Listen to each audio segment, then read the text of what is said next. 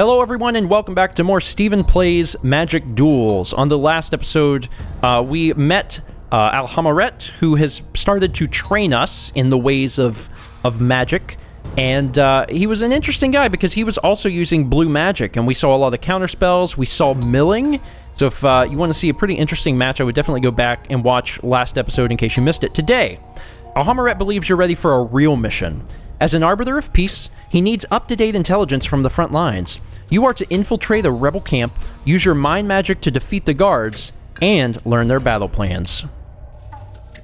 For 30 coins, can we do it? That is a sweet image right there of young Jace talking to Alhamaret. Very, very cool. Alright, so we're going to be dealing with guards, so they are not guaranteed to be using blue, and probably won't be using blue. And I kind of like this because it gives us a chance to see how blue magic interacts with the other colors. We already got a chance to see that in the first episode of Jace's story arc with fighting red. Wonder what these guys are going to use. So we've got 4 islands, Phantom Warrior, Sphinx's Tutelage, an enchantment. Whenever you draw a card, target opponent puts the top 2 cards of his or her library into his or her graveyard. If they're both non-land cards that share a color, repeat this process. Whoa.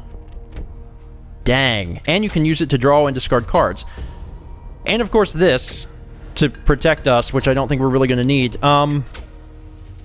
Now, this isn't a bad hand, and I'm really interested in Tutelage. The problem is I don't have anything else really to fight with. Phantom Warrior is great because it can't be blocked, but I don't know what color this guy is using. It's not a terrible hand, though. I'll keep it. I will keep the hand. Island. See what happens. Black. Okay. Okay, I think this is the first time we've actually seen black magic in Duels. We'll play an island. Okay, we got nothing else that we can do. Next turn we can get Phantom Warrior out, or a Blind Phantasm. It really depends what he plays this turn. He's playing a Walking Corpse, which is a 2/2. Okay. Okay, cool. Yeah, because he played that, I am not going to play the Phantom Warrior. I'm instead going to play the Blind Phantasm, because then I'll be able to block him and win, which is a very important factor as well. So Blind Phantasm is in. That is going to stop him from ever attacking me. He's not going to bother attacking me at this point because he knows that he can't get through that Phantasm. Swinging. Nope, of course not. Second main, he's playing another one. Okay. Well, that can start to create some problems. Another big deal, another big deal. What do we got? Another Tutelage. Oh my god. If we had 2 of these out, he would be milled in no time, man. Wow. Wowie, wowie, wowie. Let's put another island out. Let's go ahead and get our Phantom Warrior out because we want to start doing damage. That's important. We can attack. Obviously, I'm not going to. The 2/3 is there simply as a guard, so we're going to skip the attack. Go to his turn. He's got 4 land in. Chooses not to swing. He knows that he would lose whatever. Quag Sickness. Oh, God. Crap. You guys can read this yourself. Enchanted creature gets -1/-1 for each swamp you control. They control 4 swamps. They're going to instantly kill either one of our creatures. I'm assuming they're going to go for the Phantom Warrior. How'd I know? Great. That is a little unfortunate. We have the Azure Mage. Divination. We need creatures right now, so we're going to Divination. I want to get Tutelage in, don't get me wrong, but I think our best course of action right now is to get some stuff to play. Okay, 3 Tutelage! Really? Really now? Mage is in. Mage is the only other thing I can do, and I'm not going to be attacking. So, skip attack. I don't think he's going to swing at me either. Man, this is going to get interesting real fast, because I'm going to be playing so many Tutelages, he's going to get milled. Right? But looking at this hand, he's going to get milled bad. Hopefully. That would be interesting. A Gravedigger, which is a 2/2. And whenever he enters the battlefield, you may return target creature card from your graveyard to your hand. He doesn't have any creature cards in his graveyard, though. He has an enchantment, but not a creature. But he's starting to build a little army, and that is bad. I would like some creatures. Got a new card to look at. Turn the Tide. An instant. Creatures your opponent controls get -2, -0 to end a turn. That could help. We don't need it at the moment, but that could be of assistance in the future. So let's put in... Let's put in a tutelage, I suppose. Tutelage! God, it's going down, son. It is going down. I wish I had another island, and I unfortunately do not. But soon there will be islands, and I will mill this sucker to death. Oh god, it's going to be glorious. I can already see it happening. Not going to attack this turn. We're buying our time. We are controlling. That is what blue does. Blue controls the game, and that is exactly what we're going to do. We're going to slow it down. We're just going to take our time. We're going to defend, and we're slowly going to pull the game in our favor. He's not attacking. Still doesn't feel like he can. And choose an opponent. Probably the only one here. So he has to mill. So he mills 2 cards. But it's about to get so much worse for him because I'm actually going to play 2 Sphinx's Tutelages. You guys see where this is going, right? You guys see what happens. I'm tapped out. I'm blue. I'm no longer scary. I don't got my creepy counter spells, but it doesn't matter. Look at this. The Sphinx's Tutelages, as a reminder, when I draw a card, he has to put the top 2 cards of his library in this graveyard. That means every turn I draw a card, each of those activates, he has to mill 6 cards every turn. He has 5 turns left-ish, and then he'll be done. I'm not going to attack. There's no reason. There's no reason to attack. I'll skip. We're good. Oh my god. Oh my god. It's so beautiful. Sorry. I don't normally play blue. Like in real paper Magic, obviously we draft a lot, so I don't always get to decide what it is I'm doing. But man, oh god, it's so good. It's so good. We're gonna block at least one of them, so I'm gonna block you. Confirm. Is he gonna do something funky? He's gonna instant me. He's not. So I'm gonna take 4, which is fine. Very cute walking corpse. He tries to kill me, but he can't, and he loses his Gravedigger. Oh my god. Oh, he's playing something. Dusk Urchins, a 4/3. Whenever Dusk Urchins attacks or blocks, put a 1/1 counter on it.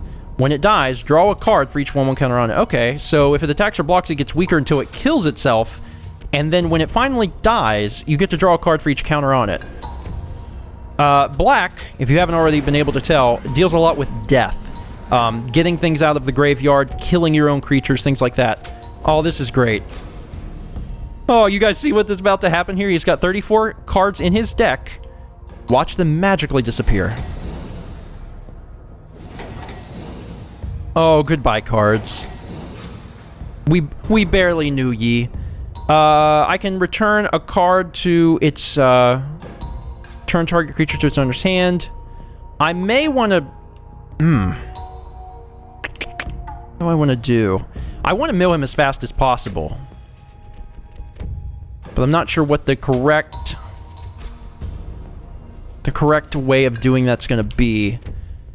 See, here's what's cool about Azure Mage, and you'll see how much more valuable this card got. I can pay 4, draw a card. When I draw a card, he has to mill 6.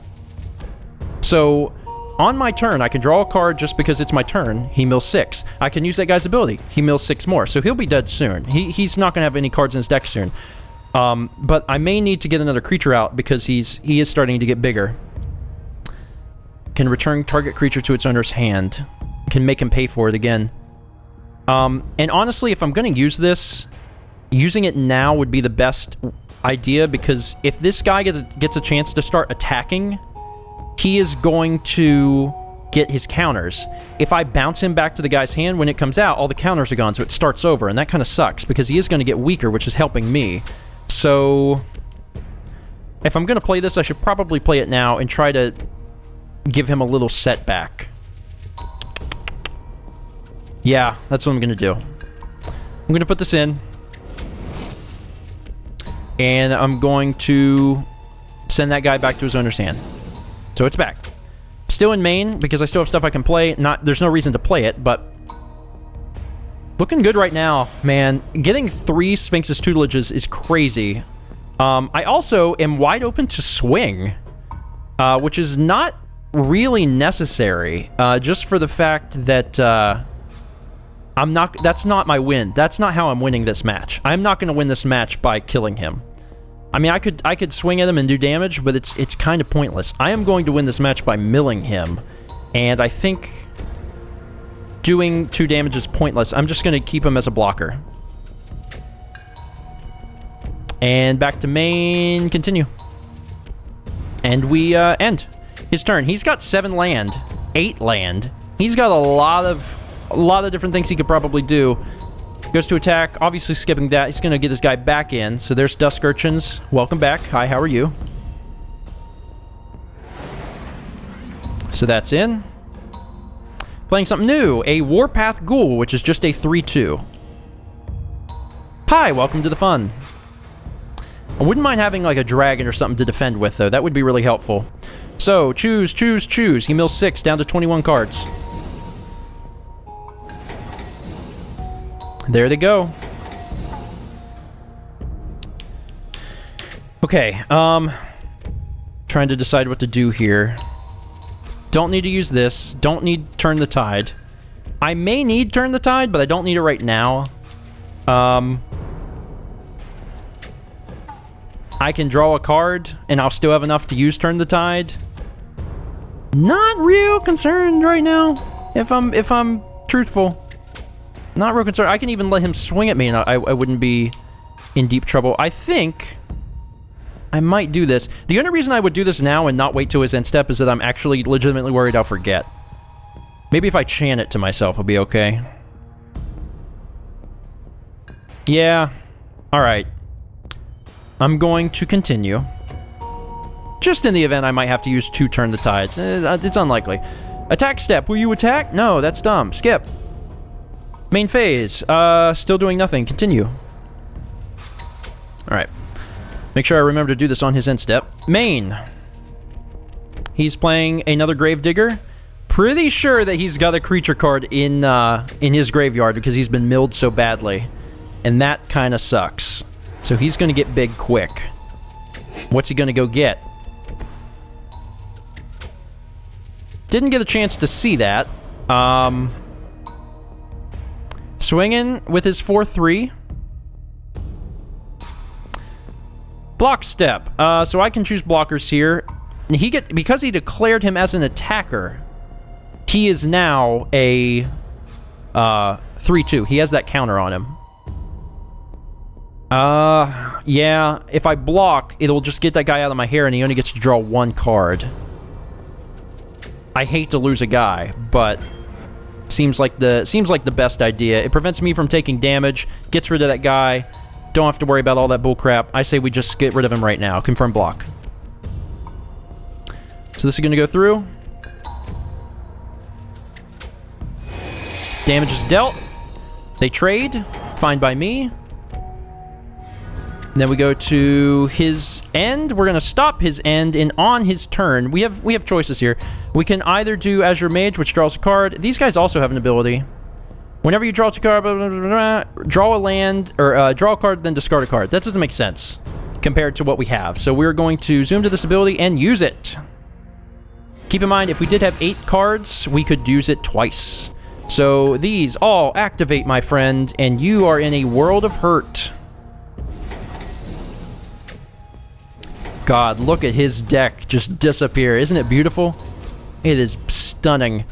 Alright, now they activate again because it's the beginning of my turn and I'm drawing again. I love it. I absolutely love it. I love it so much because I've already won the game. And you're like, how did you win the game? Well, don't you remember? I can activate this ability anytime. I can activate this ability to draw a card. So I get to draw a card. And he has to mill 6. So he will. And then I'll just pass turn. Because he has no cards in his library. And he will draw nothing. And he will lose the game because of it. Okay, main. Yeah, main. Okay, great. Gonna skip main. Attack, you know what? I don't really feel like it, so I'm gonna skip my attack. Main again? That's alright, I think I'll skip. It's your turn, buddy. Good luck. Game over. Man. Sorry, not very often you get a chance to do that. A deck kind of has to be specially built for that. If you're drafting, very rarely you're going to get the cards necessary to make milling work. But when it does work, it is beautiful. Jace wins. Mind Grind. In Jace's campaign, win a duel by depleting your opponent's library. And I did. The Rebels are scrappy fighters, but they're no match for you. You best their defenses, pull the location for their planned attack from a tactician's mind, and return to report your findings to Al-Hamaret. I love it. I love it! That is it for today. Thank you guys so much for watching. Hopefully you guys are getting excited about blue magic, because blue gets in your mind, man. They call it mind magic for a reason, and being able to mill your opponent is a very fun start. Thanks for watching. I'll see you guys next time for more Stephen Plays Magic Duels.